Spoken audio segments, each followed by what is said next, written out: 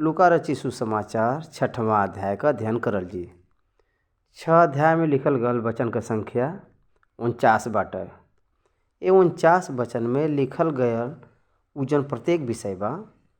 पहला वचन से लेके 5वां वचन तक प्रभु यीशु मसीह सप्ताह के प्रभु कहल गल बाटे। मीन एकरे विषय के बारे में लिखल गल बाटे। 6 वचन से लेके 11 वचन तक सूखा हाथ वाला के यीशु मसीह चंगा करे बायन। वो घटना के बारे में यहाँ पर लिखल गल बा। और 12 वचन से लेके 19 वचन तक यीशु मसीह के चेला लोग प्रेरित हुई के अलग करल गल बायन, ओकरे बारे में यहाँ पर लिखल गल बाटे। एमी 17 से लेके 19 वचन के बीच में यीशु मसीह बहुत लोगन के चंगा करे बायन, ओकरे बारे में लिखल गल बाटे। 20 वचन से लेके 23 वचन के बीच में लिखल गल जौन भाग बाटे उ ई हवै के यीशु मसीह प्रचार करे बायन। सरमन ऑफ द माउंट कह के जौन मत्ती रचित सुसमाचार 5 अध्याय में जौन लिखल गल बाटे ओकर विवरण यहाँ पे शुरुआत भइल बाटे। ओकरे बाद 49 वचन तक जितना भी वचन बाटे 12 उपभाग बाटे। 20 वचन से लेके 49 वचन तक 12 उपभाग बाटे। उमिन पहला 4 धन के विषय के बारे में जौन 20 से लेके 23 के बीच में लिखल गल बाटे ए वचन में।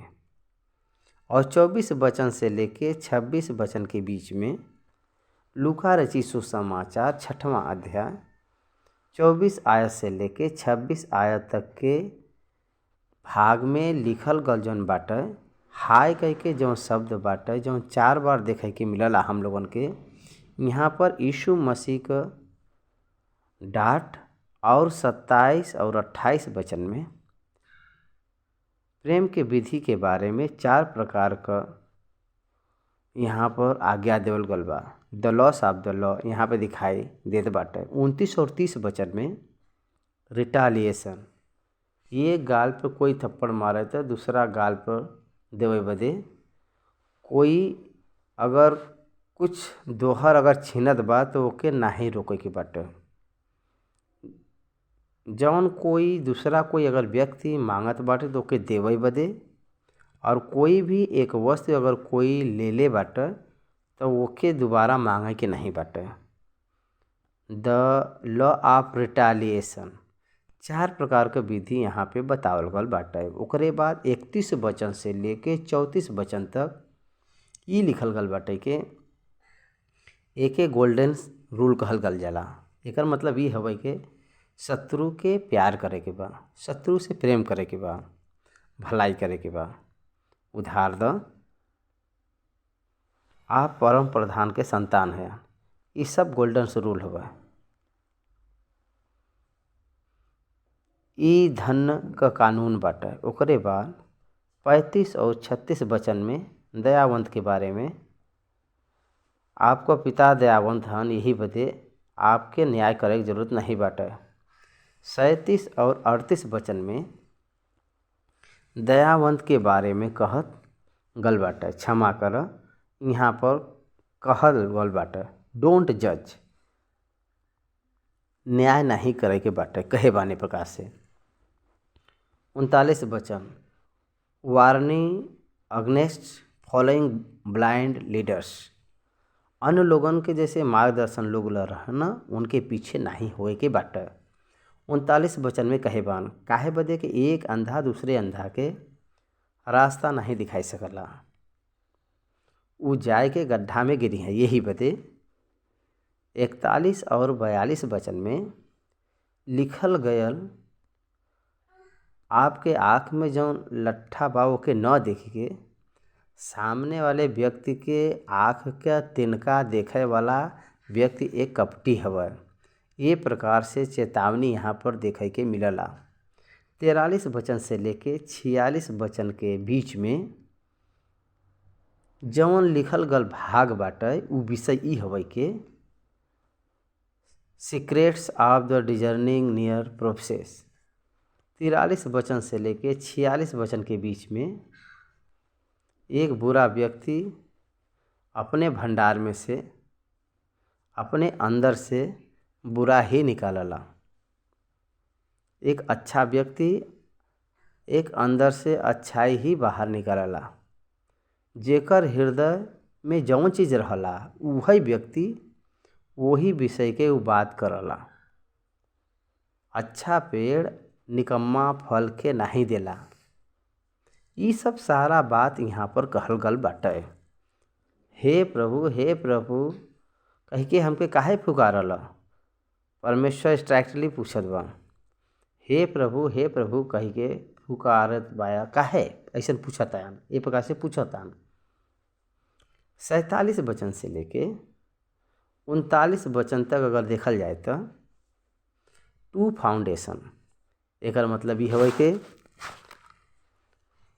जे चट्टान पे अपन घर के बनावला और बालू पर बनावल गल घर, उनकर बुनियाद के हिसाब से वो कौने प्रकार से आगे बढ़िया ओकरे बारे में यहाँ पर लिखल गल बाटे।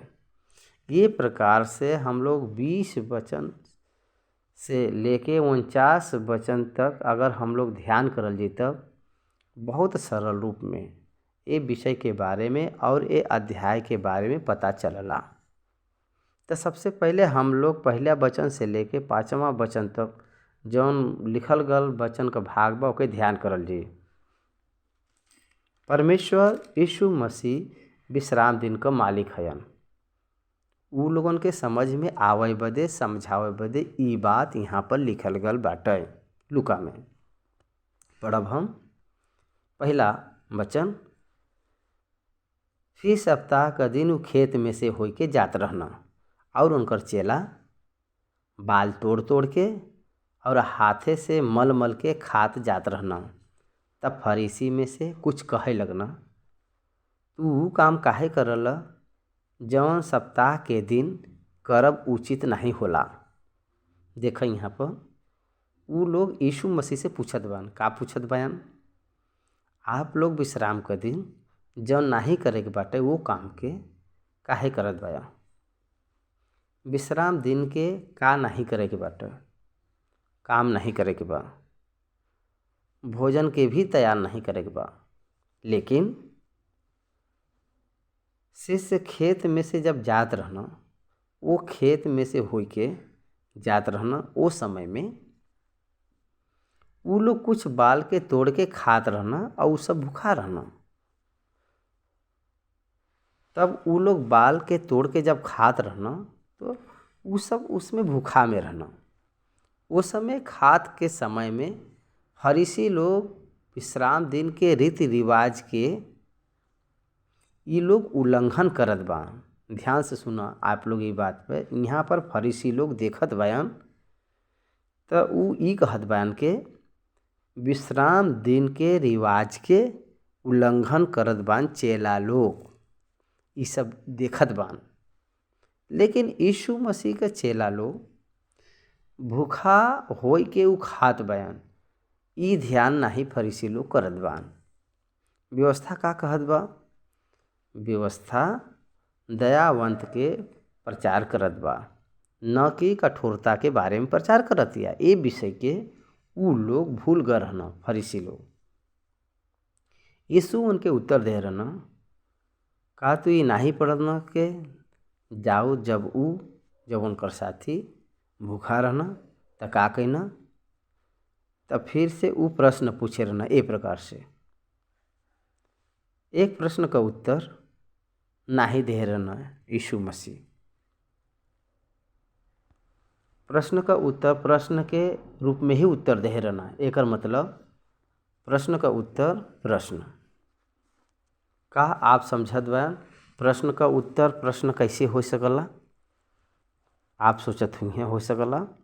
एक मतलब ई हवे कि आप लोग जौन पूछे बा वो प्रश्न का उत्तर दूसरा प्रश्न में बाटे, ओके आप लोग घन के जाने के बाटे। प्रश्न से ही हम बतावत बाई। ए प्रकार से ऊ कहे बायन। ई एक तरीका हवय।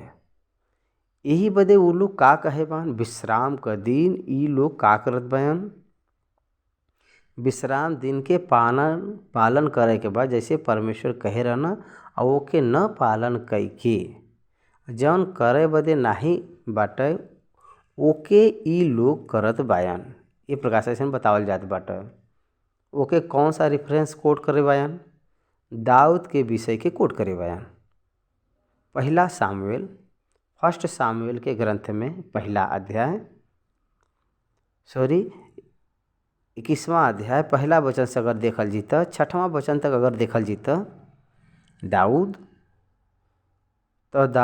नोक के गई न और अहीमेलेक याजक के पास गई न और अहीमेलेक दाऊद से भेंट करे बदे तड़तड़ात हुए निकलना और उनसे पूछना कि का कारण बाया कि तू अकेला बाया और तोहरे साथे कोई नहीं बा। दाऊद अहीमेलेक याजक से कहना, राजा हमके एक काम करे के आज्ञा देके कहना, जौने काम के हम तहके भेजत बाई और जौन आज्ञा हम तहके देत बाई उ कोही पर प्रकट न होवे पावे और हम जवानन के पालन के स्थान पर जाए बदे समझाए बाई। अब तोहरे हाथ में का बाटे, 5 रोटी और जौन कुछ भी मिले वो हमरे हाथे में दे दा। याजक दाऊद से कहना, हमरे पास तो साधारण रोटी इतना ही बा, केवल पवित्र रोटी बाटे, इतना हो के ऊ जवान स्त्री से अलग होए। तो दाऊद याजक के उत्तर देके कहना कि हाँ सच हवे कि हम 3 दिन से स्त्री से अलग बाई जा। फिर जब हम निकलत बाई तब जवान के बर्तन पवित्र होला, यद्यपि यात्रा साधारण होला तो आज उनकर बर्तन अवश्य ही पवित्र हुई। तब याजक उनके पवित्र रोटी देना, काहे बदे कि दूसरा रोटी वहाँ नहीं रहल, वहाँ केवल भेंट का रोटी रहल जौन यहोवा के सम्मुख से उठावल गल रहल के उनके उठाए लेवे के दिन गरम रोटी रखल जाए। यही बदे मनुष्य का प्राण मुख्य हवे के अक्षर परिपूर्ण होए मुख्य बाटे। व्यवस्था नियम के ऊपर नियुक्त करल गल बाटे या कि अक्षर के ऊपर नियुक्त करल गल बाटे। व्यवस्था नियम के ऊपर निर्भर हवे। वो नियम ई हवे के यही बदे व्यवस्था दयावंत के बुनियाद के ऊपर बनावल गल बाटे। यही बदे ए मनुष्य का प्राण निकलत बाटे त ऊ देखत नहीं रहला, ओके बचा लेवे के बा। प्राण का रक्षा बदे ऊ लोग खाए बयन। पवित्र रोटी सिर्फ याजक लोगन के ही खाए के बाटे, लेकिन मानव लोग साधारण लोग खाए बयन। ओके परमेश्वर ओके अनुमति देले बान खाए बदे। यही बदे दाऊद जौन करे रहना का आप लोग पढ़े नहीं बान। यही बदे दाऊद के परमेश्वर दयावंत दया कह के दिखाए बयान और अपन कृपा उनके ऊपर दिखाए बान। काहे बदे के प्राण बचे बदे, प्राण के स्थिर रहे बदे ई काम करे बान परमेश्वर। यही बदे ऊ काम धार्मिकता बाटे, ऊ न्याय का काम बाटे। ऊ कैसे परमेश्वर के घर में गई ना और भेंट का रोटी लेके खैना, जेके खाए याजक के छोड़ के और कोई के उचित नहीं हवे और अपने साथी के भी ऊ देना। और ऊ उनसे कहना, मनुष्य का पुत्र सप्त का दिन का भी प्रभु हयन। विश्राम दिन का स्थापक आविष्कार करे वाला यीशु मसीह हयन। मनुष्य का पुत्र सप्त का दिन का प्रभु हयन। He is the author, he is the creator of the day. मूसा के द्वारा देवल गल व्यवस्था परमेश्वर का वचन ए समय शरीर धारण हुई के शास्त्री और फरीसी के बीच में मानव के अवतार के रूप में बा। ऊ यीशु मसीह हयन, ऊ है यीशु मसीह हयन। समझे बदे यहाँ पर कोशिश करे के बा आप लोगन के। यही बदे यीशु मसीह विश्राम दिन का भी प्रभु हयन। एक बात में अगर हम बताई तो यीशु मसीह न्याय करे वाला हन। न्याय करे वाला परमेश्वर ही न्याय न करके अंगीकार करे बान तो न्याय कहाँ बटे। हम लोगन के भजन संहिता 32 में का ही धन बा जेकर अपराध क्षमा कर गल बा और जेकर पाप ढापल गल बा, ए प्रकार से ऐसा लिखल गल बा। यही बदे परमेश्वर अपने आप पवित्र रूप में नियुक्त करे बयान, तो अपवित्र के रूप में ओके कौन दोषी ठहराए सकला। यही बदे जो कोई भी यीशु में बान उनकर कोई भी नियम विधि नहीं बा, ऐसा कहल गल बाटे। There is no punishment for the person in the Christ whatever he में डन। वो कुछ भी करल गल किए करे रहें, लेकिन यीशु मसीह में जे बाटे उनके ऊपर कोई भी सज़ा नहीं बा। ये बात के हम लोगों के समझे के चाहिए। यही बदे विश्राम का दिन मनुष्य बदे देवल गल बा, लेकिन मनुष्य विश्राम दिन बदे नहीं बा। ये बदे मनुष्य पहले, विश्राम दिन बाद में। मनुष्य बदे विश्राम दिन और विश्राम दिन बदे मनुष्य नहीं। यही बदे अक्षर हवे के नियम हवे, आत्मा का नियम हो, ओके हम लोग यहाँ पर परखे के बाटे। ओकरे बाद 6वां वचन से लेके 11वां वचन तक पढ़ल जी। ई हम लोगन के मती रची सुसमाचार 9 अध्याय के 12वां वचन में, मरकुस रची सुसमाचार 3 अध्याय का पहला आयत, यह घटना वहाँ पर भी दिखाई देत बाटे।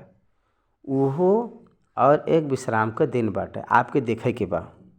लूका रची सुसमाचार 6वां अध्याय का पहला आयत में विश्राम दिन, लूका रची सुसमाचार 6वां अध्याय का 6वां वचन में और एक विश्राम सप्त का दिन। यीशु मसीह विश्राम दिन का जो रिवाज बा उल्लंघन करत, ओके पाप करत बान, ओके पार करत बान का नहीं। विश्राम दिन के रिवाज के नियम के ऊ पूरा करत बायन। यहाँ समझे के बाटे। वो जमाने में धार्मिक पुरनिया लोग अक्षर के आगे रख के ओकरे पीछे वो लोग याद करत ना, वो अक्षर के ब्रेक कई के सत्य का स्थापना करे बयान। तरस के, करुणा के, दया के बरसाए बयान यीशु मसीह। ये बात के आप लोगों के पहचाने के बाटे। ऐसा भयल के कोई और सप्त का दिन वो आराधनालय में जाके उपदेश करे लगना, और वहाँ एक मनुष्य रहना जगर दहिना हाथ सूखा रहल। शास्त्री और फरूसी उन पर दोष लगावे का अवसर पावे बदे ताक में रहना के देखें कि उस सप्त के दिन में चंगा करत बान के नहीं। यीशु मसीह उनके मन के हर एक बात के जानना। यहाँ पर एक बात याद करे के बाद, दोष लगावे का भावना जौन बाटे वो शैतान का भावना हो, वो शैतान का स्वभाव हो, शैतान का सोच हवे। भाई लोगन के ऊपर दोष लगावे वाला शैतान हवे। यीशु मसीह दोषी हन कह के कोई भी मौका पकड़े बदे उनके सेवकाई का काल 3.5 वर्ष में हर समय उनके पीछे होत भइल बाटे, उनके पीछे पड़ल बाटे। कोई भी प्रकार का दोषी उनको ढूंढत रहल। उ लोगन का करेक्टर ई हवे। फरीसी और शास्त्री लोगन का और सदुकी लोगन का ये प्रकार का स्वभाव बाटे कि यीशु मसीह के पीछे पड़त रहना हर समय कि उनकर कौन गलती बाटे हम ढूंढी। और उ लोग ये बात से बहुत दूर रहना कि यीशु मसीह ही उद्धार करता है। वो लोग नहीं पहचानना कि वचन ही देहधारी बा। काहे बदे? ये बदे के उ लोग अविश्वास में बान। उ लोग यीशु मसीह के गलत के रूप में पकड़े बदे कोशिश करत ना, दोषी के रूप में पकड़त रहना कोशिश करत ना, लेकिन यीशु मसीह के देख के अपने गलती के सुधारे बदे ना ही कोशिश करे रहना। वहाँ पर वहाँ पर फ्रैक्शन भल बाटे। यीशु मसीह के और फरीसी सदूसी फरीसी शास्त्री लोगन के बीच में यह एक झगड़ा होत रहल। उनकर हृदय यीशु मसीह के पता चल गयल उनके हृदय में का बाटे। तो यीशु मसीह यहाँ से कहत बान 8वां वचन में, लेकिन वो उनके विचार जानत रहना। लेकिन वो सूखे हाथ वाले मनुष्य कहना कि उठ बीच में खड़ा हुआ। वो उठ खड़ा भयल। 9वां वचन, यीशु उनसे कहना, किसे? शास्त्री और फरीसी से लोगन से, हम तोहसे ही पूछत बाई के सप्त के दिन में का उचित बाटे भला करब या बुरा करना, प्राण को बचाई या नाश करब। That is the law behind the law of God. परमेश्वर का व्यवस्था एक नियम के रूप में बनावल गल बाटे। उ नियम ई हवे के मनुष्य बदे दयावान, न्याय, पवित्रता, धर्मी, प्रेम, सत्य, प्रमाणिकता, ए नियम के ऊपर बनावल गल बाटे व्यवस्था। यही बदे परमेश्वर पूछत बायन के आप लोगन के बतावे के बा। आप लोग अपने हृदय में सोचत बा दोष लगावे बदे, तो आप लोग खुद ही बतावा कि विश्राम दिन का सप्त के दिन प्राण के बचाई या नाश करब अच्छा हवे, भला करब या बुरा करब। ये प्रकार से पूछे बयान, भला करे के बाटे या बुरा करे के बाटे। ये प्रकार से पूछत बा यीशु मसीह सदूसी फरीसी से। तो वो चारों तरफ वो सभा लोगन के देख के वो मनुष्य से कहना, और उस समय सब लोग शांत हो गए ना, और वो मनुष्य से कहना अपन हाथ बढ़ावो। यीशु मसीह उनके एक काम बोले रहना करे के कि आपन हाथ बढ़ावो बस। लेकिन वो मनुष्य वैसे ही करे रहन, वो ऐसे ही करे। वो मनुष्य उनकर हाथ फिर चंगा हो गया। आप लोगों के सोचे के बाटे, हाथ जौन सुखल बा वो कभी हिलला नहीं।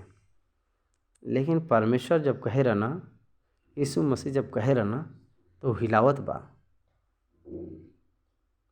यीशु मसीह का बात सामर्थ्य होला, और वो मनुष्य अपने हाथ के फैलाए बा, बढ़ाए बा, और चंगाई पाए बा, और वो चंगा होई के अपने हाथ के बढ़ाए बा। ओके हम लोगन के समझे के चाहिए। वो तुरंत चंगाई पाए बाटे। परमेश्वर हाथ बढ़ाए बदे कहे रहना, तो हाथ बढ़ेना, तो वो जौन हाथ रहल वो ठीक हो गया।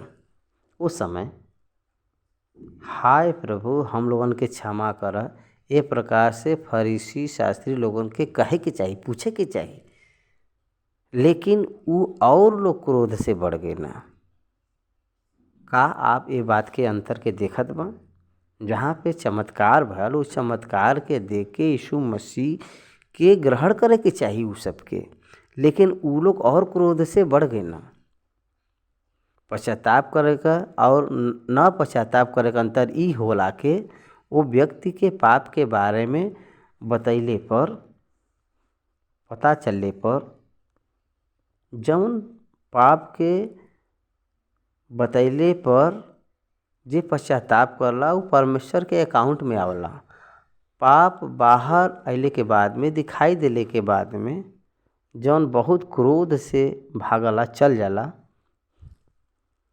और इनकार करके जे चली जाला ये बात के, उ नरक के पावे वाला के रूप में ओके नियुक्त नरक का सदस्य के रूप में चुनल जाला। उ नरक का भागी होला। ए बदे एक पाप से का व्यक्ति, पाप में रहे वाला व्यक्ति अगर वो पश्चाताप करला तो उ पवित्र आत्मा का कार्य ओकरे जीवन में काम होला। और एक पाप करे वाला व्यक्ति अगर अपने पाप के पश्चाताप न करे तो वो नरक के भागी होला। ये बात के हम लोगों के समझे के चाहिए। उद्धार पावल गल व्यक्ति अपने पाप के बारे में कभी भी चिंता नहीं करला। उद्धार न पायल गल व्यक्ति अपने पाप के बारे में कभी चिंतित नहीं होला। ऊ कबूल नहीं करला, ऊ कभी नहीं सोचला हम धर्मी व्यक्ति है कह के ऊ कहला, अहंकार करला। यहाँ पर भी उहो भइल बाटे, ई भइल बा। ऊ बहुत क्रोधित होई के वाद विवाद होई के आपस में वाद विवाद करे लगना कि हम यीशु के साथ का करें। ये प्रकार से वो सब सोचे लगना। दे वांट टू मर्डर हिम। ध्यान द, यीशु मसीह अपने हृदय के विचार के जब जान लेना तब तक उन लोगन के जाने के चाहिए कि यीशु मसीहा हन जौन हमरे मन के बात के जान गए ना। उनके खुद आँख के सामने जौन सूखा हाथ वाला व्यक्ति के यीशु मसीह जब चंगा कहना और खड़ा कहना तो ये देख ले कि पर भी तो उस सब के समझे के चाहिए, विश्वास करे के चाहिए कि यीशु मसीह ही मसीहा हैं। ई के हवे हम लोग काहे बदे गलत समझत बाई। ये प्रकार से भावना फरीसी लोगन के सोचे के चाहिए। अगर वो लोग ये प्रकार से सोचतन तो उनकर परिस्थिति अलग तरीके से हो जात, लेकिन वो लोग ऐसा नहीं सोचना। ओकरे बाद 12वां वचन से लेके 16वां वचन का जौन भाग बाटे ओके हम लोग पढ़ल जी। 12 वचन से लेके 16 वचन तक पढ़ल जी। एमिन ए प्रकार से ऐसा लिखल गल बाटे, ऊ दिन में ऊ पहाड़ पर प्रार्थना करे गई ना और परमेश्वर से प्रार्थना करे में सारा ही रात बीतेना।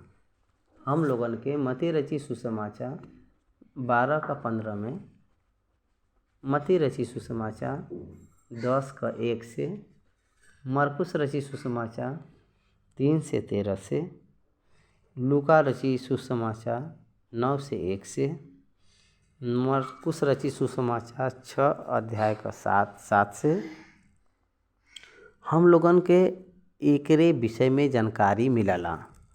वो दिन में वो पहाड़ पर प्रार्थना करे गई ना और परमेश्वर से प्रार्थना करे में सारी रात बीतेना। जब दिन भर तो अपने चेलन के बुलाए के उनमें से 12 चुन लेना और उनके प्रेरित कहना। ध्यान द, सारी रात प्रार्थना करे बा और दिन हो तो वह जब दिन भयल तो चेला के बुलाइना। सारी रात किसे प्रार्थना करना? पिता से प्रार्थना करना और दिन में चेलन के बुलाइना। ई दोनों के काहे मिलाई के लिखे बान लुका? So Jesus might have receive the revelation of apostles. वो के बुलाए बान बिगिनिंग से ही, शुरुआत से ही, पहले से ही एंडिंग हो जाला उनकर सोच में।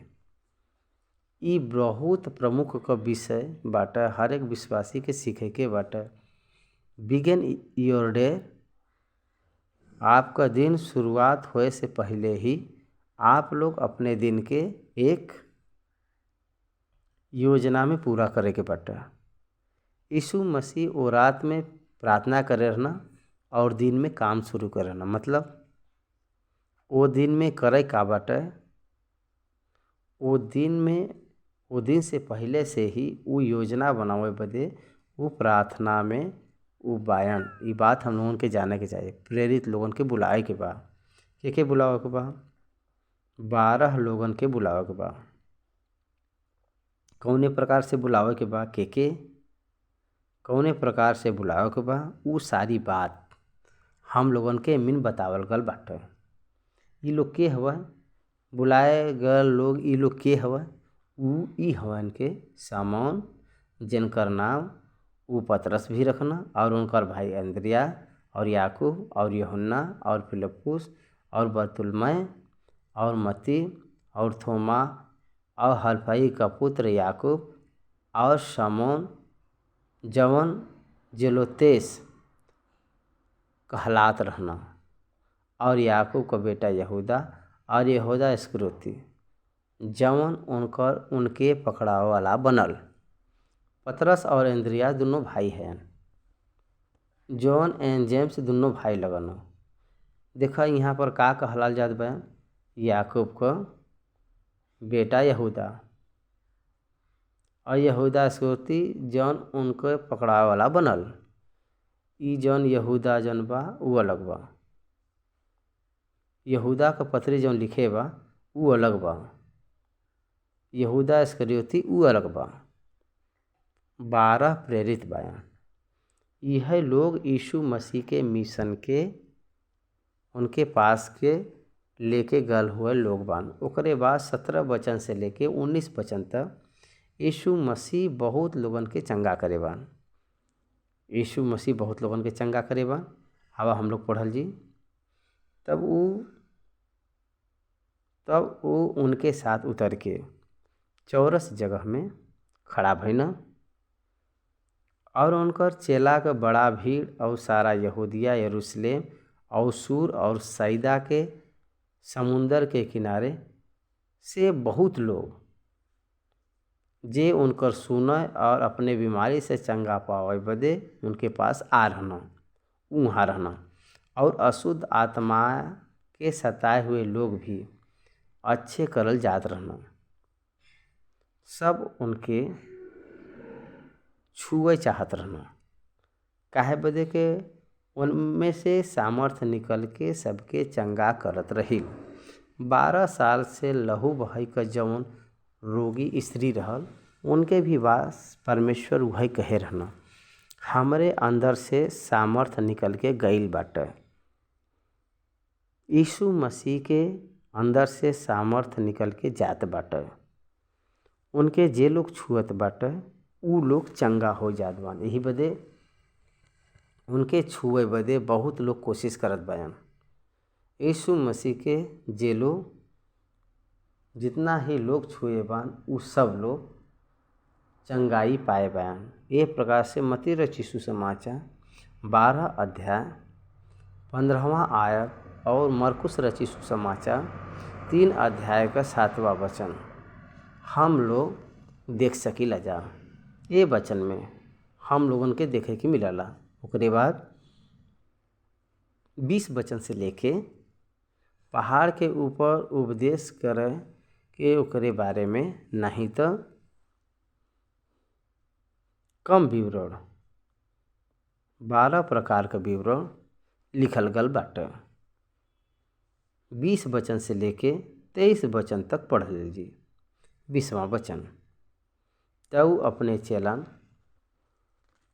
अपने चेलन के ओर देख के कहना, ध्यान से सुनो आप लोग। तऊ अपने चेलन के तरफ देख के कहना, धन है तू जौन दिन बया, काहे बदे परमेश्वर का राज तहार हवे। ध्यान द यहाँ पर धन के बारे में कहत बयान। चेलन के तरफ देख के ई बात कहत बयान। का चेला लोग गरीब लोग बयान, दीन बयान? ऊ लोग गरीब नहीं बयान, लेकिन गरीब उ सब छोड़ के गरीब सब कुछ छोड़ के ऊ लोग गरीब बनल बयान, प्रभु के पीछे आयल बयान सब कुछ छोड़ के। ये बात के हम लोगन के समझे के बाटे। यहाँ ऑर्डिनरी पुअर पीपुल के बारे में यीशु मसीह नहीं बोला। Verbal communication and non verbal communication यीशु मसीह अपने चेला लोगन के ओर देख के धन हया तू जे जवन दीन बया ये प्रकार से कहत बान। का ऊ लोग दीन बयान? का पतरस गरीब बयान? पतरस के सासू माँ के घर बा, पतरस के नाव बा, जाल बा, व्यापार बा, काम बाटे, सारा काम उनके पास बाटे। तो दिन का ही कहत बान यीशु मसीह उनके? ऊ अपने आप के दीन बनाए बयान। धन है तू जवन दीन बया, काहे बदे परमेश्वर का राज तहार हो। एकर मतलब you have dedicated to your self to follow the God not the money. ऊ लोग व्यापार करे रहना जवन, they follow the money, they work for the money. लेकिन ई लोग जन बा they are following to God, they are working for the God. यही बदे स्वर्ग लोक का राज आप लोगन का बाटे। परमेश्वर का राज तहार बा। ए प्रकार से कहत बा, धन है तू जौन तू भूखा बा, काहे बदे कि तू तृप्त कल जइब। धन है तू जौन तू रोवल, काहे बदे हंसब। धन है तू जब मनुष्य का पुत्र के कारण लोग तह से बैर करिहें और तह के निकाल दिहें और तहार निंदा करिहें और तहार नाम बुरा जान के काट दिहें। ऊ दुईन आनंदित होई के उछलिह, काहे बदे के देख तहरे बदे स्वर्ग में बड़ा प्रतिफल बाटे। प्रेरित से कहत बा, आपका प्रतिफल यहाँ तहार प्रतिफल का बाटे। उनकर भविष्यवक्ता और उनकर दादा लोग, उनके बाप दादा लोग, उनके भविष्यवक्ता के साथ, उनके दादा के साथ, दादी दादा के साथ, बुजुर्ग लोगों के साथ में, उनके भी साथ में ऐसे ही भयल बाटे। ये अध्याय के शुरुआत में ही ऊ लोग भूखा बयान, यही बदे ऊ लोग बाल के तोड़ के खात रहना। वैसा ही उनके घरे में अपने व्यापार के कर लिए तो का उनके कभी भूखा हो के पड़ी नहीं। लेकिन इस समय तो ऊ लोगन के भूख लगत बाटे। आप लोग तृप्त करल जाइब, काहे बदे कि आप धन्य है। इस समय तो रोवत बा, आप धन्य बा, आप एक दिन हंसब। ऊ दुनिया पूरा हंसतिया, ऊ लोग एक दिन रोइहें। परमेश्वर का पुत्र होई के आप लोग रोवत बायन, ता एक दिन आप लोग हंसिहें। हंसे वाला एक दिन आई। मनुष्य के पुत्र के समान, मनुष्य के पुत्र के कारण लोग तह से बैर करिहें और तहार नाम बुरा जान के काट दिहें और तह के निकाल दिहें और तहार निंदा करिहें। आपका नाम बुरा बाटे, ये प्रकार से काट के निकाल दिहें। आपका नाम बुरा बाटे, तहार नाम बुरा बाटे। They will be disqualify your to citizenship, जनता के लोगन में से आपके हटा दी हैं।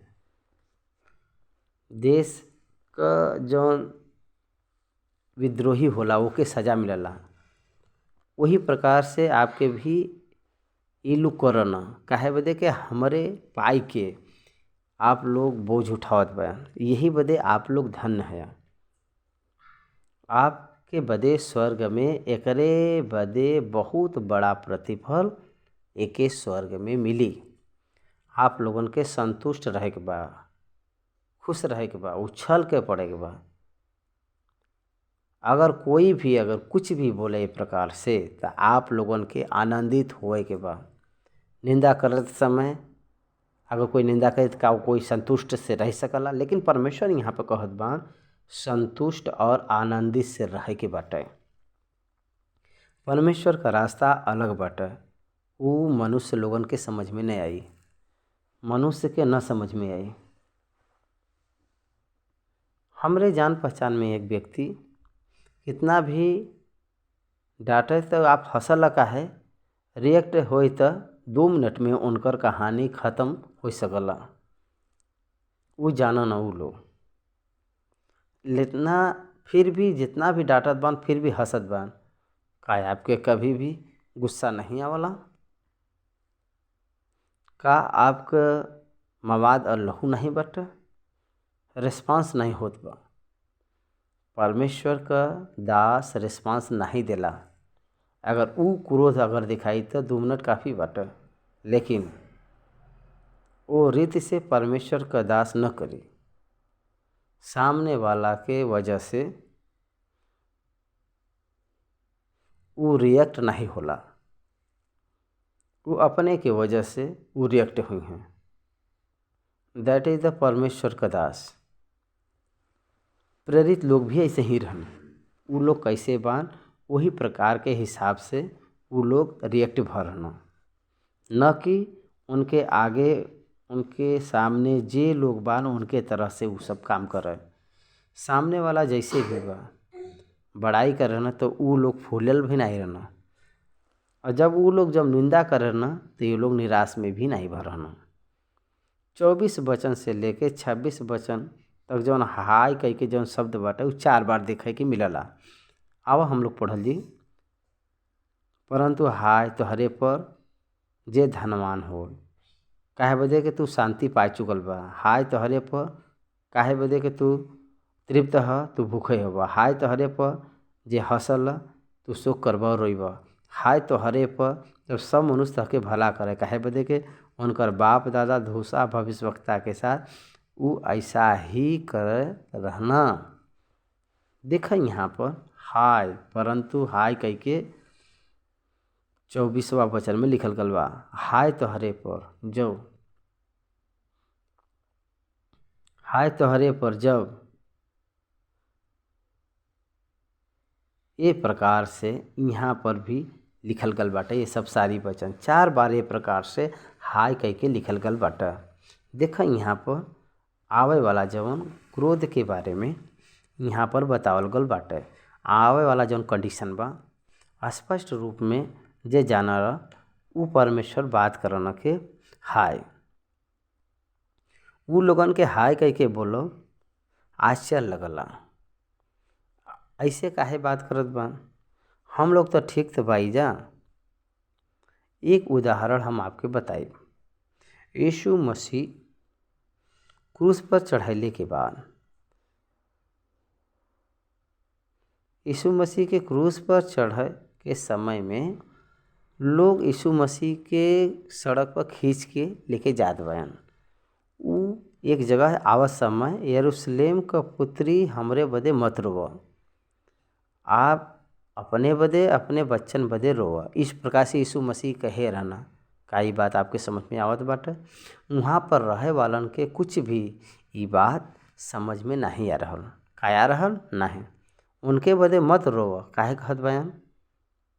इतना भयंकर रूप में लहू के बहावत बयान, तो हमारे बदे हमारे बच्चन बदे रोए बदे काहे कहत बयान? हमके का भल बा, हम लोग तो बहुत अच्छा ठीक ठाक तो बाई जा कही के सोचत बान। यीशु मसीह उनके देखत समय उनके उस समय उनका स्थिति नहीं दिखाई देत बा। ईस्वी 70 के शताब्दी में टाइटस कही के जौन हाकिम आए के उ लोगन के हिंसा करे के दृश्य दिखत बाटे। यही बदे कहत बान के आप बदे और आप अपने बच्चा बदे रो। का समझ में आवत बाटे? यही बदे यहाँ पर उ बात कहत बा। लेकिन हाय तोहरे पर जे धनवान हो, जे हाय तोहरे पर जे तृप्त हो, हाय तोहरे पर जौन हंसत बाया, हाय तोहरे पर जब सब मनुष्य तहके भला कहें। सावधान, there is the day of the judgment. न्याय के दिन आप लोग रोइबो। न्याय के दिन बाटे। ए समय जे रोवला उ लोग संतुष्ट रही हैं। ये बदे whatever we are receiving today it is not important, what we are today it is not important, but what we are going to be that is the very important। का होए वाला बाटे ओकरे बारे में बहुत इम्पोर्टेंट बा। आज कितना बा कितना नहीं बा उ डजंट मैटर, लेकिन प्रभु के साथ हम लोग रहल जी के नहीं ओकरे ऊपर आपको दृष्टि रहेगा। 27 और 28 वचन में लेकिन हम तोहरे सुने वाला से हम कहत बाई के अपने शत्रु से प्रेम रखा और जे तोह से बैर करो उसे भला। Christianity entirely different from the world. आपके जो बैर करला जे तोहके श्राप देला उ तोहके तू उनके आशीष द। साधारण तौर पे अगर देखल जाए तो श्राप देब तो श्राप दी हैं, अपमान करब तो अपमान पैब। लेकिन जे अपमान करला ओकरे बदे प्रार्थना करे के बाटे। काहे बदे? जे अपमान करला उ लोगन के अगर प्रार्थना न करल जी तो उ लोग नरक में चल जाइए। उन लोगन के ऊपर परमेश्वर का क्रोध है आई जी। क्रूस के संदर्भ में यीशु मसीह जन पहला प्रार्थना करे ना उ इह है, हे पिता ई लोग जौन करत बान ई लोग नहीं जानत बान, इनके क्षमा कर। परमेश्वर का क्रोध उनके ऊपर न गिरे। जैसे वो जौन प्रार्थना बा वो प्रार्थना बीच में आड़ा आई, एके समझे के चाहिए। हमारे प्रिय परमेश्वर के पुत्र लोग पुत्र के चूमो, नहीं तो वो क्रोध हुई है जौन कहल गल बाटे ई वचन दूसरा भजन संहिता में कहल गल बाटे जौन ई बात, वही पुत्र के जौन क्रूस पर डालट के समय में वही पुत्र प्रार्थना करत बयान, हे पिता इनके क्षमा कर। जे अपमान उनके करत बा ऊ कहत बान कि इनके क्षमा कर। That is the Christianity. जे लोग शराब देत बा उनके आशीष दे। मान लो अगर आपके कोई भी बहुत जोर से कोई डांटत बा, गाली देत बा, गॉड ब्लेस यू, अगर ये प्रकार से कह दे बस हो गया, डोंट रिस्पॉन्स टू देम। उनके वापस 10 गुना गाली देवे की जरूरत नहीं बा। आप लोग डांट सकर ना, आपके भी डांटा आवन, काहे बदे कि आप लोग भी मनुष्य है, हम भी मनुष्य है। हमहू के डांटे 10 गुना आवला। अगर वो 10 वो डांटत बा तो हम लोग 100 डांट सकले जा। हम लोगन को सामर्थ्य बाटा है, लेकिन वो विधि तरीका आपन नहीं हवा। यीशु मसीह के जनले के बाद में पाप का अधिकार अपने ऊपर नहीं देवे के बा करे बदे, प्रभु के हिसाब से रिस्पॉन्स करे के बाटे। अगर कोई श्राप दिले बा तो उनके आशीष दे दा। रोमियो का पत्री 12वां अध्याय में हम लोग देखी ला जा, वैसे अगर करबा तो आग उनके सर के ऊपर डाले के जैसा ऊ पड़ी। आग उन लोगन के ऊपर डाले का मतलब ई बहुत लोग ये प्रकार सोचना ई श्राप हवे कह के, लेकिन वो ब्लेसिंग हवे। पुराने ज़माने में जौन लकड़ी के चूल्हा में लोग खाना बनावत रहना, अगर आखिरी में वो लकड़ी के चूल्हा में अगर आग बच जाला, वो सारा आग के एक जगह रखना लोग, वो जौन बचल गयल सारे आग के कलेक्ट करके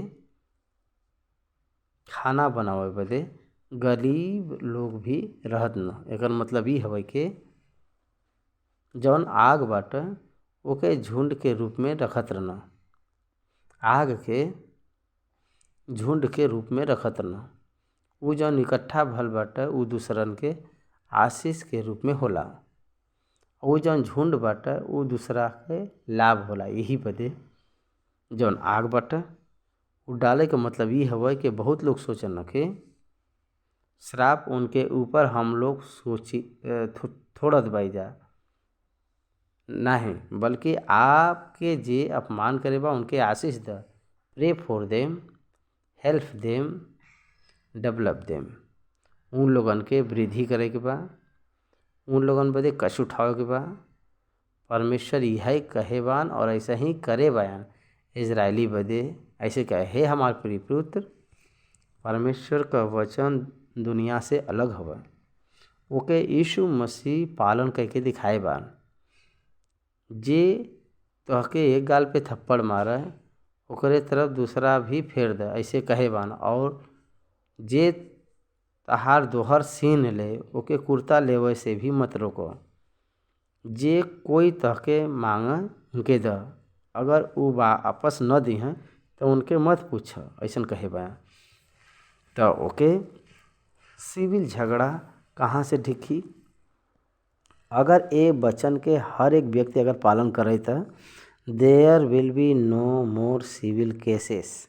सिविल केस न हुई, कोस में जायदाद का झगड़ा लोग कह नहीं प्रकार से वो कभी भी न रही। काहे बदे के आप ही देत बा, जे ले जात बा अब ओके नहीं पूछत बा, जे ले जात बा ओके न रुकी है तो जायदाद कह के छोड़े के बा। तो सिविल केसेस लिटिगेशन कहाँ रही? हमार 1 फुट उनके हिस्सा में मिल गल बा, हिसाब डाल के नाप के हमार द कह के लोग कहना और 1 फुट मिलल बाटे तो लेला, हमार का होई? हम का ले जाब और आप का ले जइहें। एकर मतलब धरती पर परमेश्वर का मन का बाटे? ई परमेश्वर का भूमि हवे। ये पृथ्वी के कर हवे? परमेश्वर का हवे। ये धरती के विषय में, ये जमीन के विषय में काहे बदे आप झगड़ा करत बा? अगर मान लो उ ले जात बाटे, आपका जौन बाटे दूसरा व्यक्ति लेके जात बा, आपका दोहरा ले जात बाटे, ओके बुलाए के अपन कुर्ता देवे के बाटे। ऐसन कहत बा प्रभु यीशु मसीह, ओके ले जात समय नहीं रोके के बाटे, केवल दोहर ले जइहे त का तो उ काफ़ी हुई।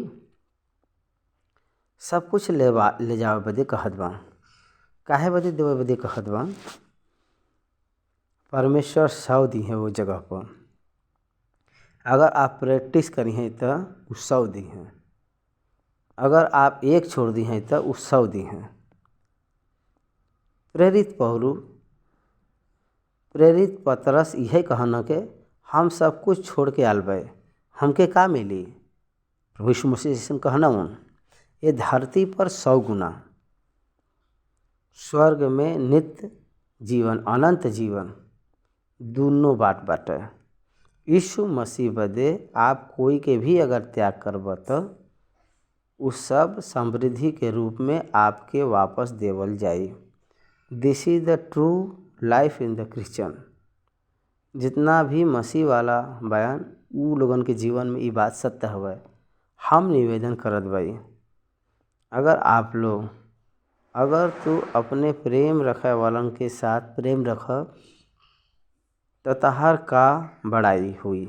काहे बदे के पापी भी अपने प्रेम रखे वालन के साथ प्रेम रखल। अगर तू भलाई करे वालन के साथ ही भलाई करत बा तो तहार का बड़ाई हुई।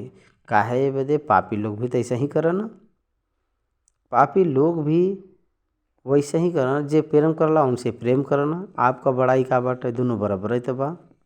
आप पवित्र है। ये बदे आपसे जे कोई नफरत करला उसे प्यार करे के बा, वो समय में आपका बड़ाई हुई। पापी लोग भी वैसे ही अगर करे बान तो हम उन्हीं के समान तो भैली। तो अगर तुम उनके उधार द जिनसे फिर पावे का आशा रखला तो तहार का बड़ाई हुई। काहे बदे? पापी के उधार देना के उतना ही पावा, वरन अपने शत्रु से प्रेम रख और भलाई कर, और फिर पावे का आशा मत रख, और तोहरे बदे बहुत बड़ा फल होई, और तू परम प्रधान का संतान ठहरब। काहे बदे के उ जे धन्यवाद नहीं करला और गुरु बहुत कृपालु हैं। जैसा तहार पिता दयावंत बा वैसे ही तोहू दयावंत बना। ये प्रकार से अगर करब तो नष्ट हो जाएगा। नष्ट हो जा कोई बात नहीं। बाइबल कहत बाटे कि ये दुनिया में कोई पर भी नष्ट हो कोई भी चीज़, don't worry about this world. यही बदे अब्राहम को जब बुलाए रहना तो आपके पिता के घराने से बाहर आवे बदे परमेश्वर कहे रहना। मोस्ट प्रॉफिटेबल परमेश्वर का बात होला। पिता का घर छोड़े बदे परमेश्वर अब्राहम से कह रहना। ओकरे द्वारा आपके जवन चाही हम देबे, लेकिन आप ओके छोड़ द कह के कहे बा। ध्यान से सुनो, यहाँ पर समझे के ज़रूरत बाटे। यीशु मसीह का तरीका अलग प्रकार से होला। ईसाई परमेश्वर के तरफ से निर्माण भल बाटे। ईसाई परमेश्वर के तरफ से निर्माण भल बाटे। ये दुनिया में जौन धर्म बा वो धर्म में अच्छा लोगन क्या अच्छा कर और बुरा लोगन के साथ बुरा कर, धर्म सिखावला। अच्छा लोगन के सुरक्षा रखा और बुरा लोगन के निकाल दे, ये प्रकार से धर्म कहला। लेकिन प्रभु वैसा नहीं कहेबा। बुरा लोगन का भी अच्छा कर और अच्छा लोगन का भी अच्छा कर, ऐसा कहे बान। काहे बदे के अगर आप अच्छा बजाओ तो बुरा लोगन के बुरा कह के निकाल द, ऐसा कह के नहीं कहे बान। बुरा लोगन के भी क्षमा करे के बाटे। ई बात कौन सा धर्म मानला? बुरा लोगन के क्षमा करे बदे कहत बान। के यकीन करिए बात के, काय आप जानत बाने बात के? प्रिय भाई, न्याय ही नहीं बाटे। न्याय करे का पिटीशन नहीं बा, सेक्शन डाले की जरूरत नहीं बाटे, कोर्ट सबमिशन नहीं बाटे, कुछ भी नहीं बाटे। सब छोड़ दो। कौन सा प्रचार ही बाटे? ये किस कौने प्रकार के उपदेश ही बाटे? जितना हो सके दे के परमेश्वर के ऊपर विश्वास करब, सीखब। अगर मान लो आपको जितना भी कोई भी एक व्यक्ति आपके संपत्ति के चोरी कर ले बा, मान लो थोड़ी समय के लिए, तो आपके पास जितना भी बाटा एक व्यक्ति अगर छीन लेते बाटा, ले ले दो के कोई बात नहीं, नो प्रॉब्लम, ले ला। अकेले हो गल भैया, कोई बात नहीं, हो जा, no problem at all, God is with you. काय आप जानत बान? ये फिलोसफी ये दुनिया में मोटिवेशन सारा मैसेज के असंगत बाटे। न्यू टेस्टामेंट में जो यीशु मसीह कह रहे ना,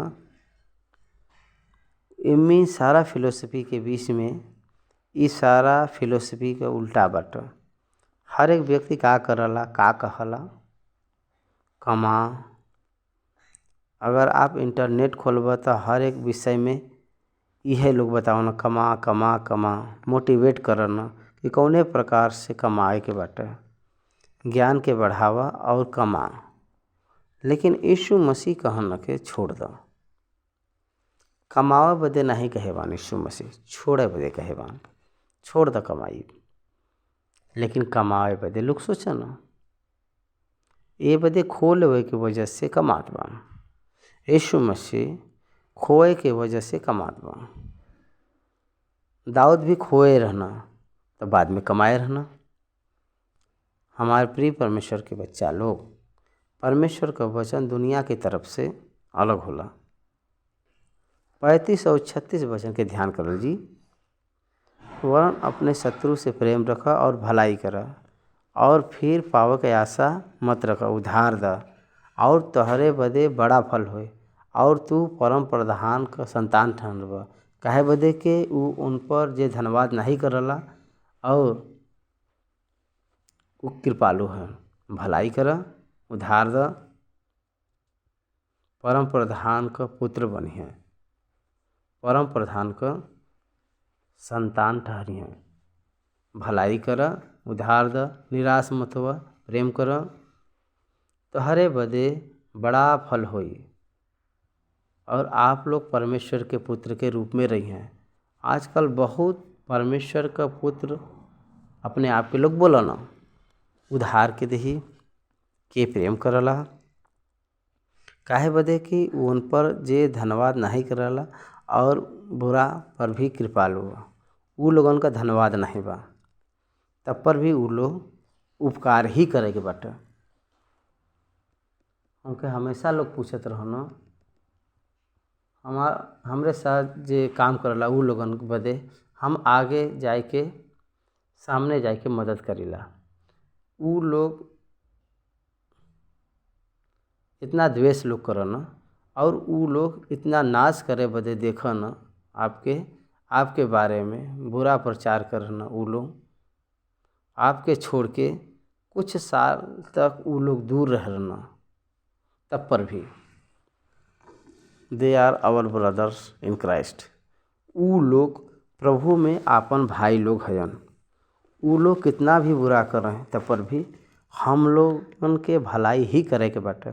यूसुफ के का करे रहना, सारा भाई लोग मिल के उनके गड्ढा में फेंके रहना, गड्ढा में धकेल दे रहना, बेच डाले रहना, मारपीट करे रहना।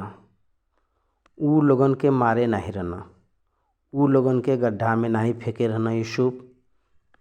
उन लोगन से प्रेम रखे रहना, उन लोगन के साथ स्नेहपूर्वक रहे रहना। दैट्स व्हाट जीसस, वो यीशु का मतलब हवा, वह यीशु के मार्ग का मतलब है।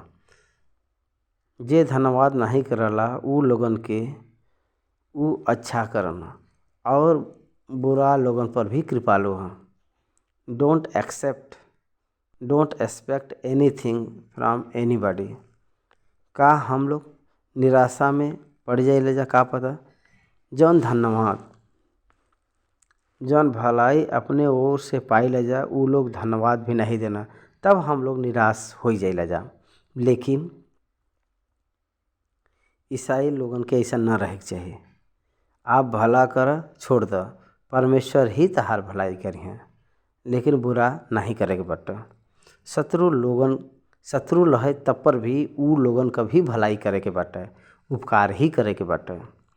दुष्ट का भी उपकार करे के बा। वैद्य के काम में जे लोग रहला उ लोग गड्ढा खोदना, वो गड्ढा में उ लोग गिरना। They don't look at the person who is he, they look at every person as a patient. उन लोगन के पास जौन व्यक्ति आवला वो सारा व्यक्ति सारा लोगन के ओके पेशेंट के रूप में ट्रीट करना, ना कि उनके रिश्तेदार के रूप में। वो एक रिश्तेदार हन, वो एक शत्रु हन कह के कुछ भी रिलेशन नहीं दिखावन। उ लोगन के सब लोग एक ही समान बयान। कोई भी पेट दर्द से गलबा त ई का हमरे बिरादरी का, हमरे खून का हन, हमरे रिश्तेदार का हन, ये प्रकार से कुछ भी नहीं रहला। ई सब पॉलिटिशियन लोग देखना, डॉक्टर नहीं देखना।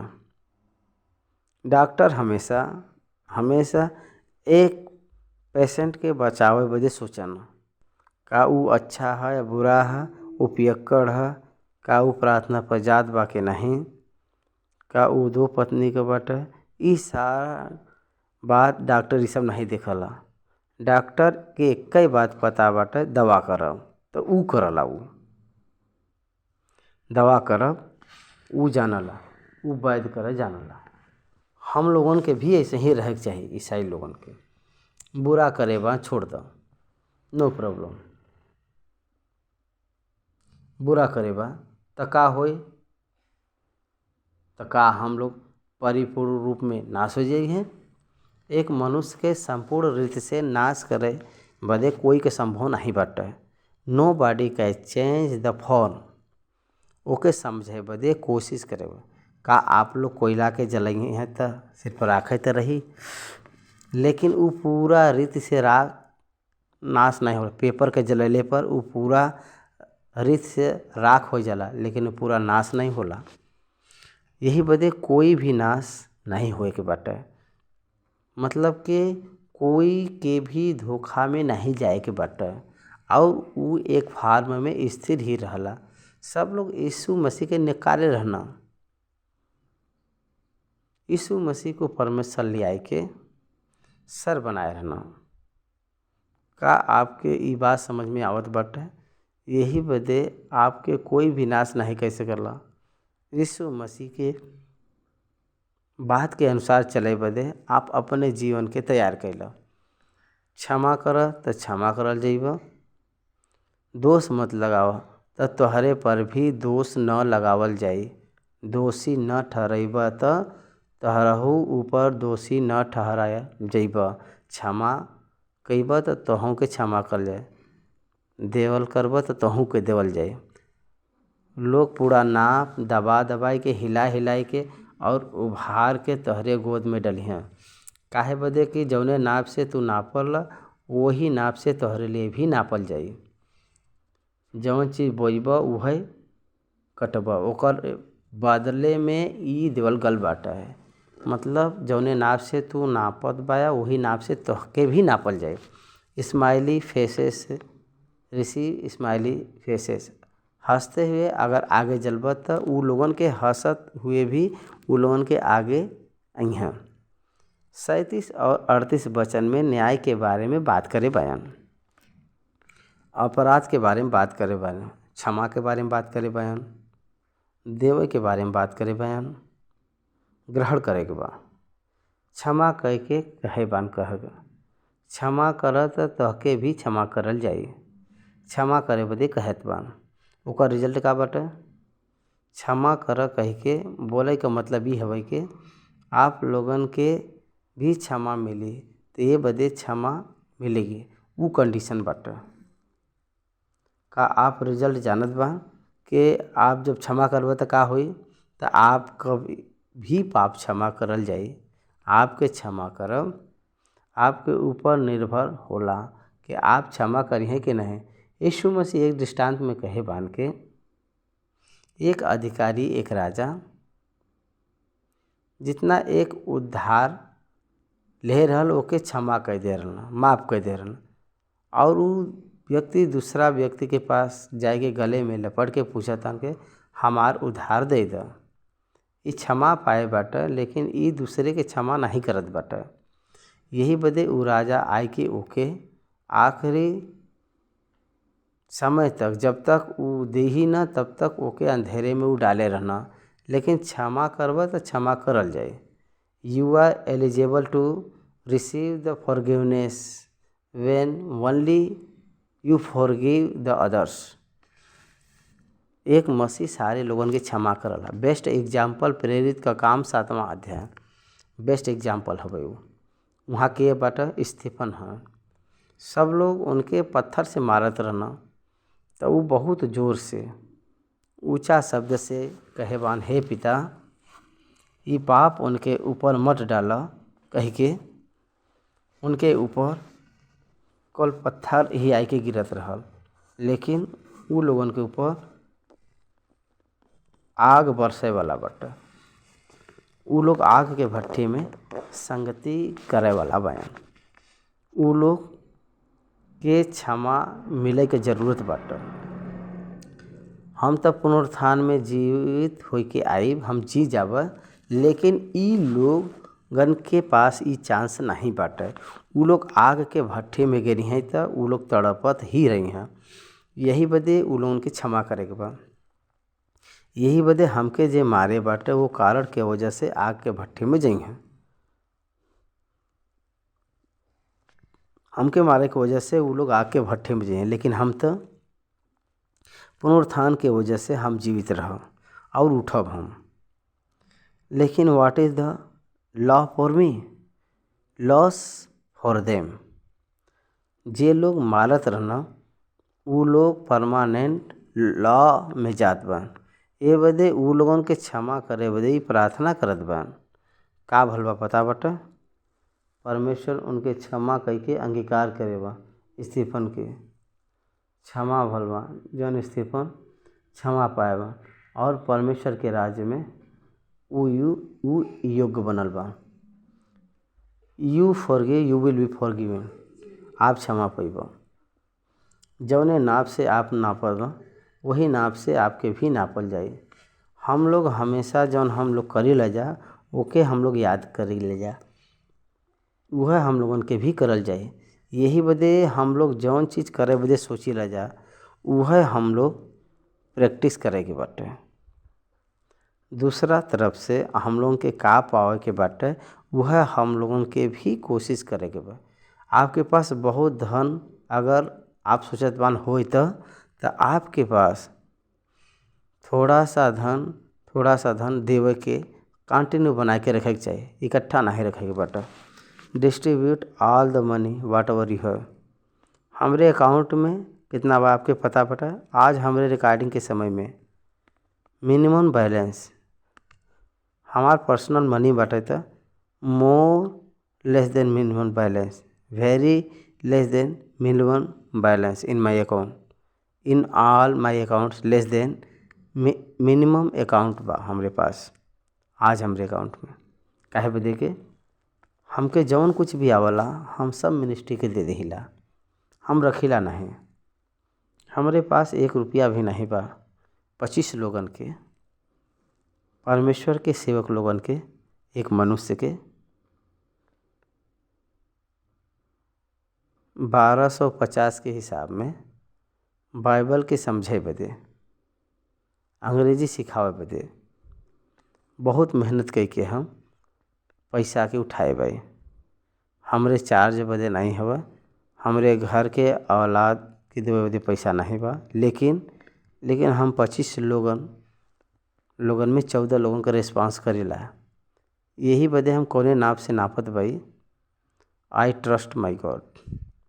स्वर्ग लोक में जौन प्रतिफल बाटे उ बड़ा बाटे, जौन कहे बानू ये दुनिया में प्रतिफल मिले या न मिले, छोड़ के जावे वाला ये दुनिया में ये प्रतिफल मिले या न मिले का फर्क पड़ी,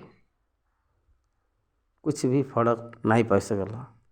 एक मुट्ठी के चावल से, एक मुट्ठी के खाए से जीवन बीत जाला। अगर हम लोग पेड़ के नीचे अपने जीवन के अगर छुपा जीता तब पर भी चल जाला, लेकिन मौत के बाद आपका जीवन कौन सा जीवन बीते जात बाटे, दैट्स मोर इम्पोर्टेंट देन दिस। यही बदे यीशु मसीह का जीवन कौन सा जीवन बाटे आपको पता बाटे। मौत के बाद में जौन जीवन बाटे वो ओकरे ऊपर फोकस लगाए बा, ओकरे ऊपर आपन निगाह रखे के बाटे। ये अर्थली थिंग्स इसके ऊपर कोशिश और कष्ट उठावे की जरूरत नहीं बाटे, ओकरे बारे में नहीं सोचे के बाटे। ओकरे बाद 29 वचन से लेके 49 वचन तक जौन लिखल गल बा वचन का भाग, कुछ छोटा छोटा विषय के बारे में बतावल गल बा, ओके हम लोग ध्यान करल जी। 39 वचन से लेके 49 वचन तक जौन भी विषय बाटे, छोटे छोटे विषय ओके हम लोग ध्यान करल जी। आवा हम लोग 39 वचन से पढ़ल जी। फिर उनसे एक दृष्टांत में कहना, का अंधा के रास्ता दिखाई सकला, का दोनों गड्ढा में न गिरी हैं। ई एक स्पेशल वर्ष बाटे, ऊपर के वचन के नीचे के वचन के कोई अंतर नहीं बाटे, एक ही लाइन पर बतावल गल वचन बाटे। यहाँ पर यीशु मसीह ई कहत बान के be careful about the blind teacher, about the blind leader or blind teachers, don't follow them। उ लोग अंधा बान, उ लोग स्वर्ग लोक न जइहें। आप लोग भी उ लोगन के अगर पीछे हो जाए तो पीछे जइहें तो आप लोग भी अंधा बान। जो अंधा व्यक्ति के पीछे पड़ी तो वो लोग अंधा हो जाए और सब लोग मिलके गड्ढा में गिरी हैं।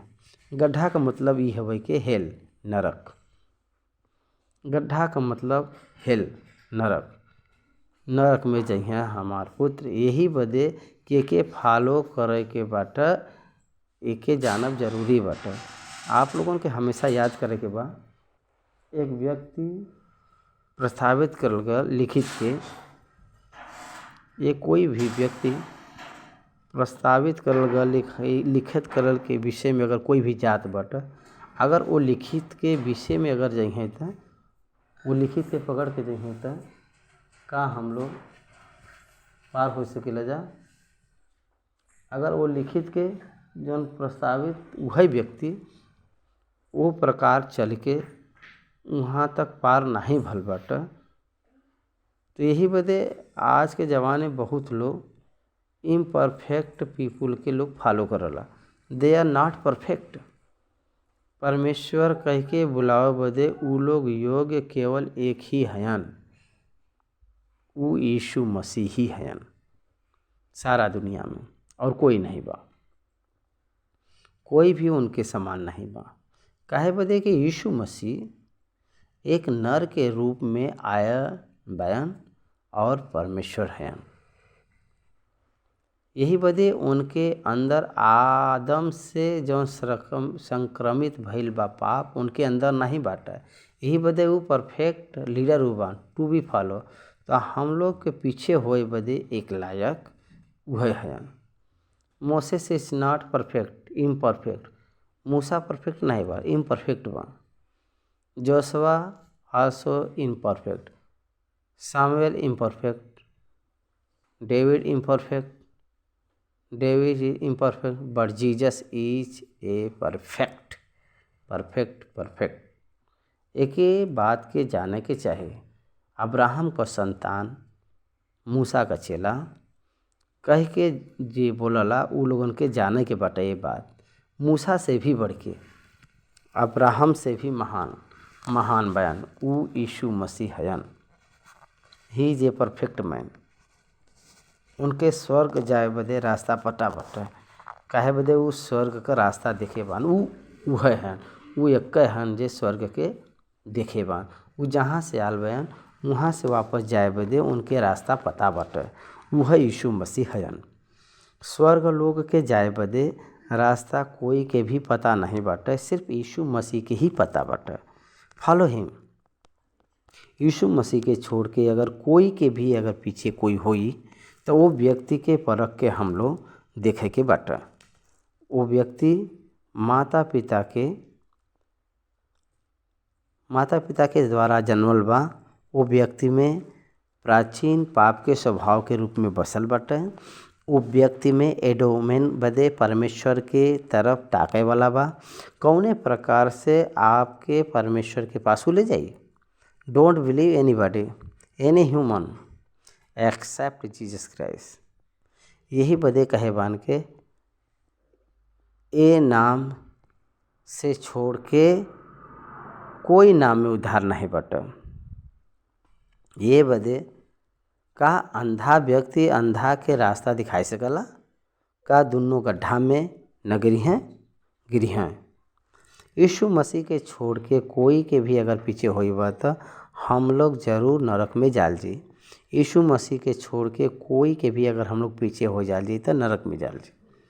यीशु मसीह में परमेश्वर का अनुग्रह और यीशु मसीह का सत्य अनुग्रह प्राप्त भइल बाटे। वही मार्ग हवा, वही सत्य हवा, वही जीवन हवा। उनके द्वारा कोई भी परमेश्वर के पास नहीं जा सकला। बहुत गंभीर रूप में बतावल गल बाटे। ई बात हम लोगों के जाने के बाटे। 40 वचन गोल फॉर एवरी बिलीवर्स। यीशु मसीह के चेला का लक्ष्य का बाटे। चेला लोग अपने गुरु से बड़ा नहीं, लेकिन जे कोई सिद्ध होई वो अपने गुरु के समान होई।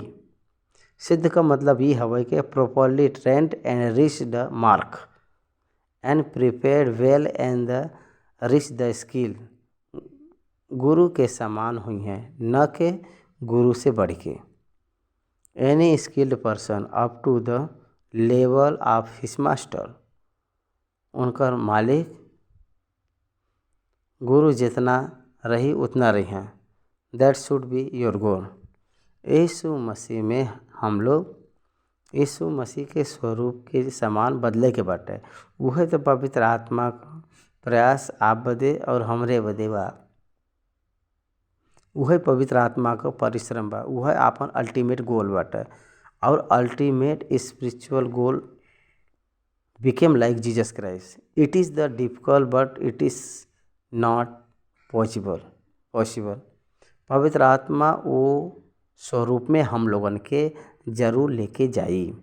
वैसे ही हम लोग न चल के वो स्वरूप में न ले जाए के हम लोगन के जौन उठे वाला जौन भीड़ बाटे नहीं ले जा सकना जब तक वो हम लोगन के वो स्वरूप में न बदली हैं। He will be totally transfer with the power of the Holi spirit. Please notice सिद्ध बनाए के आपके ले जी हैं, कंप्लीट कह के ले जी हैं। कोई भी दाग कोई भी कलंक न हो के परफेक्ट बनाए के ले जी हैं। That is the goal for the believers. यही बदे हम लोग हमेशा अपने आप की जांचे के बाद चेक करें के बाद 41 वचन से लेके 42 वचन तक वार्निंग टू मूव हंटर्स। तू अपने भाई के तिनका के काहे देखला और अपने आँख का लट्ठा तोहके नहीं सुझला। जब तू अपने आँख का लट्ठा नहीं देख सकला तो अपने भाई से कैसे कह सकला हे भाई ठहर जा, तहरे आँख से तिनका के निकाल दही। हे कपटी पहले अपने आप से लट्ठा निकाला, तब जवन तिनका तोहरे भाई के आँख में बाट ओके भली भांति देख के निकाल सकेला। आपके आँख में लट्ठा बाटे एकर मतलब ई हवे कि आपके जीवन में बहुत बड़ा गलती बाटे। ओके न देखे के समान बात करत बा और आपके आगे जौन बाटे ओकरे आँख में छोटा सा एक तिनका बाटे, ओकर छोटा सा गलती अगर बाटे ओके एक्सपोज करत बात करत बा। पहले अपने आँख का लट्ठा निकलबा त आपके आगे जौन रखल गल बाटे ओकर तिनका आपके बहुत स्पष्ट रूप में दिखाई देही। आपके सामने जौन बाटे ओकर तिनका आपके बहुत स्पष्ट रूप में दिखाई दे। यही बदे आप अपने आँख के लट्ठा के ऊपर कॉन्सेंट्रेट कर, don't concentrate others mistake and since, concentrate on your heart, clean it. आपके हृदय के ऊपर आपके निर्भर हो के देखिला, परखिला, जांचिला। अब पहला परखिला, आगे लोगन बदे नहीं, आगे लोगन के नहीं, पहले आप अपने के बारे में जांच लो। जज your self, searching your heart. आप अपने बदे न्याय केला, अपने हृदय के परखिला। भजनकार कहला कि हे प्रभु, आपके दुख पहुँचाए वाला कोई भी हमरे जीवन में, हमरे ज़िंदगी में अगर बात परीक्षा करके दिखाए दो। परमेश्वर से ही कहत बा, आपसे दुख पहुँचाए वाला हमरे जीवन में कुछ बाटे का तो ओके हमके दिखाए दा, हम निकाल देबा कहत बा। आपके हृदय में परमेश्वर के दुख पहुँचाए वाला कुछ रही तो ओके आपके हटावे के बाटे। आपके आगे जौन भाई के विषय में जौन कपटी के समान बदलत बा, हम ओके उसे भी बड़ा पाप करे भाई, आप भी उसे बड़ा पाप करे बा। रोमियो को पत्री 2 अध्याय 1 आयत से देखल जाए अगर तो न्याय मत करल कर। अतः हे दोष लगावे वाला, तू काहे बदे कोई न हो, तू निरुत्तर है। काहे बदे जौने बात में तू दूसरे पर दोष लगावला। अतः हे दोष लगावे वाला, तू कोई काहे न हो, तू निरुत्तर है, निरुत्तर है। काहे बदे जौने बात पर तू दोष लगावला वही बात में वो अपने आप में भी दोषी ठहरला। यही बदे जौन कुछ तू दोष लगावला तू स्वयं ही वो काम करला। आप भी वैसे ही बया, यस आप लोग भी वैसे ही बया। काय आप समझत बाने बात के? वो कपटी कह के बुलाए बान, कपटी, हिपोक्राइट। देखा यहाँ पर जौन कपटी कह के जौन शब्द बाटे वो कहाँ से आल बाटे? वो पुराने ज़माने में लोग नाटक करत न, स्टेज नाटक करत न। वो समय वो स्टेज के नाटक करत समय एक ही एक्टर रहला, लेकिन ऊपर मास्क अलग अलग प्रकार का धारण करके वो आवला। हमेशा एक मास्क धारण करला और वो मास्क के डायलॉग के प्रेजेंट करे बदे वो एक्शन के रूप में स्टेज पर वो आवला। ओकरे बाद दूसरा मास्क लगा के वो आवला, ओकरे प्रकार से दूसरा एक्शन आके करला। ओकर ये प्रकार से काम होला और वो फिर तुरंत उछल जाला। फिर ओकरे आगे पर्दा के नीचे उगला और दूसरा मास्क लगावला और सेम person with so many different mark, अलग अलग प्रकार का मास्क लगाए के प्रेम के जैसे माँ, तरस खाए वाला मास्क, हम धर्मी है कह के दिखा वाला मास्क, हम पवित्र है करके दिखा वाला एक मास्क, सच्चाईपन वाला एक मास्क। 1 रुपया हमके नहीं आल बटे जौन मास्क कई प्रकार के आज के समय में मास्क बाटे। लोग दूसरे का पैसा लूट कर अपने भंडार में, अपने जगह में रख के परमेश्वर के नाम पर खाए के मास्क लोग डाले न। सारा लोगों से भी बहुत आलोचना करे वाला जाति ईसाई के जाति है। यही में बहुत भयंकर मास्क पहने वाला बहुत लोग बया, समझ लो। अंदर पूरा लोमड़ी ऊपर पूरा भेड़, अंदर निकले वालों का स्वभाव कमा, ऊपर तो नादान के रूप में दिखाई देना। हे कपटी, रिपेंट योर सिंस, पाप के कबूल कई के छोड़ो।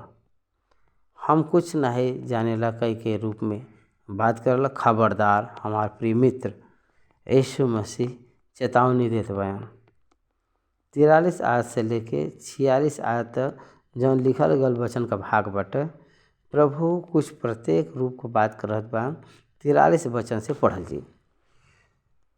कोई अच्छा पेड़ नहीं बा जौन निकम्मा फल लियावे। एकर अर्थ ई हवे कि अगर फल अच्छा बाटे तो ओकर पेड़ भी अच्छा होई, पेड़ अच्छा बाटे तो ओकर फल भी अच्छा आई। एकर अर्थ ई हवे।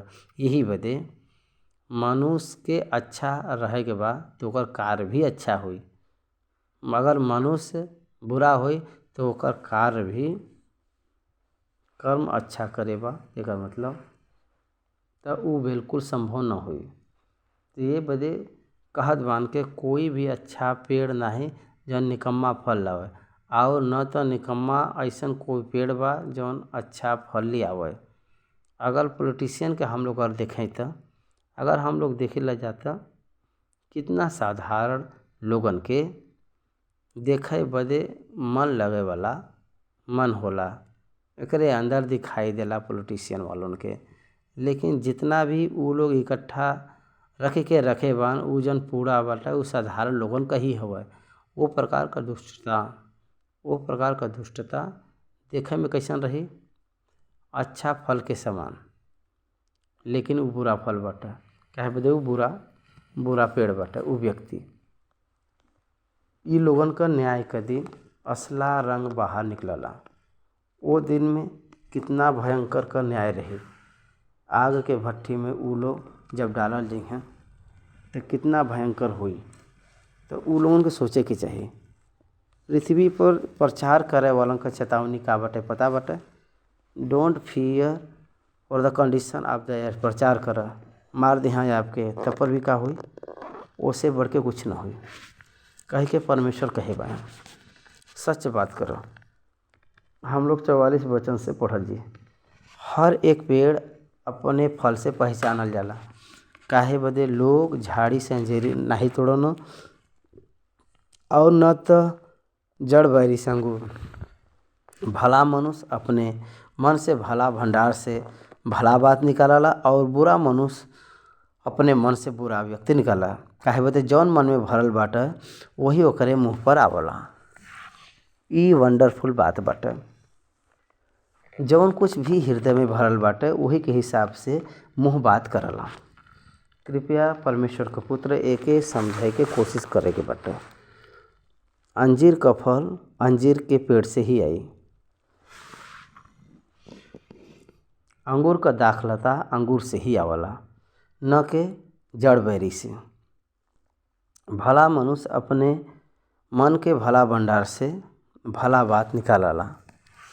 भला मनुष्य मतलब कि है यीशु मसीह के जे अंगीकार करला ऊ है भला मनुष्य का मतलब। यीशु मसीह के अंगीकार करे वाला ही सज्जन भला मनुष्य कहल जाला। कोई भी भला मनुष्य नहीं है वह जे यीशु मसीह के अंगीकार करे के वजह से वो भला मनुष्य हो रहा। काहे बदे के पवित्र आत्मा उनके अंदर निवास करला। यही बदे without the Holi Spirit nobody can bring the anything. और उस स्वर्ग लोक के संबंधित अच्छा विषय उस सज्जन के रूप में रह के बटा, मन फिराव के स्वभाव में रह के बटा। भला मनुष्य का अर्थ ही होवे के मन फिराए के अच्छा मन के रूप में होए की चाहिए। द वन हु रिपेंटेड और call the righteous a good man. एके हम लोगन के समझे की बात है। ये हम लोगन के समझे के बात। एक हृदय जौन भरल बाटे वही से मुँह बात करला। बहुत संदर्भ में अगर करला जैसे मुँह बात करे बा वही के वजह से हृदय भी भरल बाटे। जौन कपटी लोग होना उनकर मुँह बहुत अच्छा से बात करला लेकिन अंदर क्रोधित रूप में रहला। जनराइजर के रूप में बताए बा प्रभु आपके हृदय में जौन कुछ भी रही वह तो बात करबा, लेकिन कुछ लोग हृदय में जौन कुछ रहला ओके छोड़ के मुंह से कुछ अच्छा बात करना।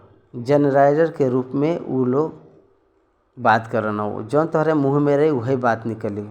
46 से लेके 49 वचन तक पढ़ल जी। जब तू हमार कहना नाही मानल त तू हमके हे प्रभु कह के कहल।